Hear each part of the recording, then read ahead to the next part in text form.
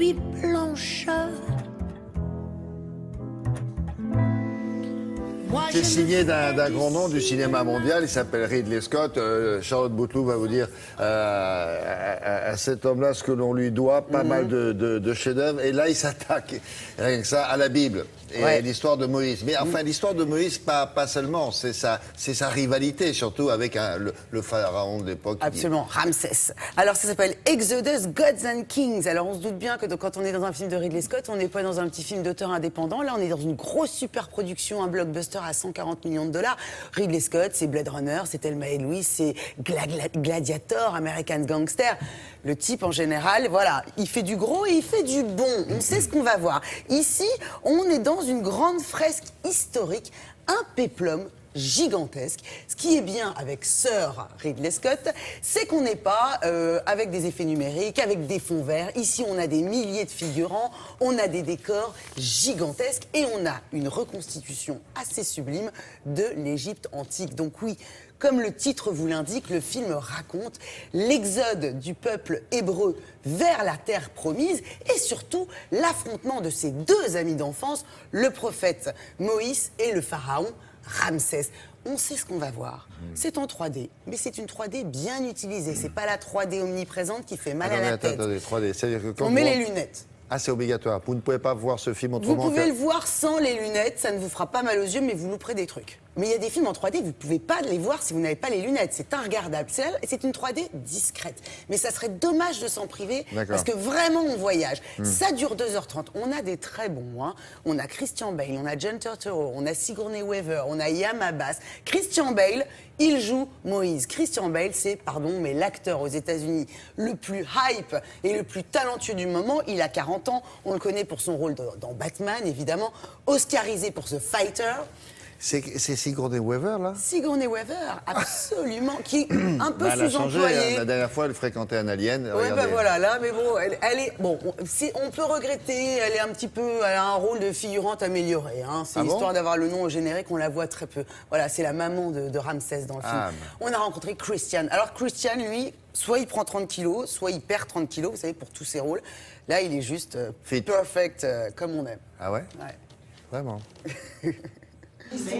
Hello there. I'm Charlotte. How are you? Moses, Ramesses. You'll grow up together, close as brothers.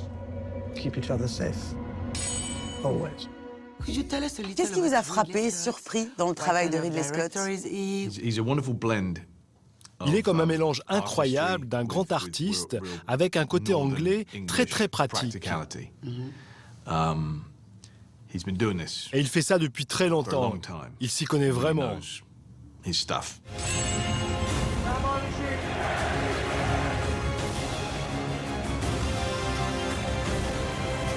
Et il a aussi une énergie incroyable.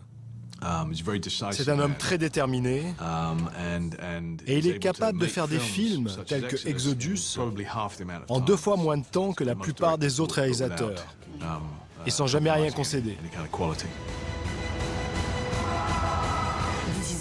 Comment est-ce que vous gérez la pression sur d'aussi grosses productions?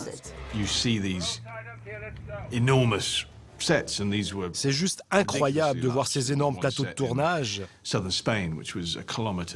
qui peuvent parfois paraître si grands, parfois jusqu'à 1 kilomètre de long. Certains jours, il y avait 1200 personnes présentes.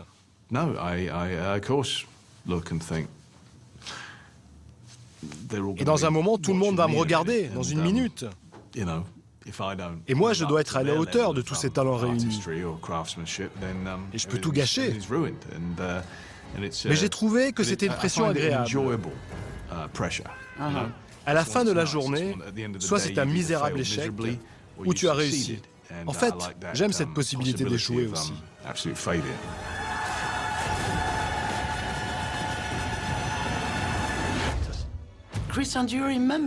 L'envie d'être acteur, elle est venue tôt? Oui, j'ai commencé à aimer ça quand j'étais enfant. Avec un copain, on était dans une sorte de spectacle à l'école primaire. Et après, c'est devenu un petit peu plus sérieux quand j'en ai fait ma profession. J'aimais beaucoup faire ça, mais je n'aimais pas du tout ce que ce milieu impliquait, avec lequel j'entretenais une relation d'amour et de haine.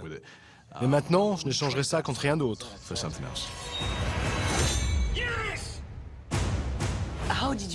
Lorsque vous avez découvert le film, qu'est-ce que vous vous êtes dit? Le résultat a dépassé mes attentes. Pas seulement sur un plan spectaculaire, mais ce qui me touche, c'est cette formidable histoire de deux hommes, élevés comme des frères. L'un va être appelé, guidé par la voix de Dieu, et l'autre qui finira par se prendre pour un Dieu. Et de cette confrontation divine naît un incroyable drame humain. Merci beaucoup, Christian, et bravo.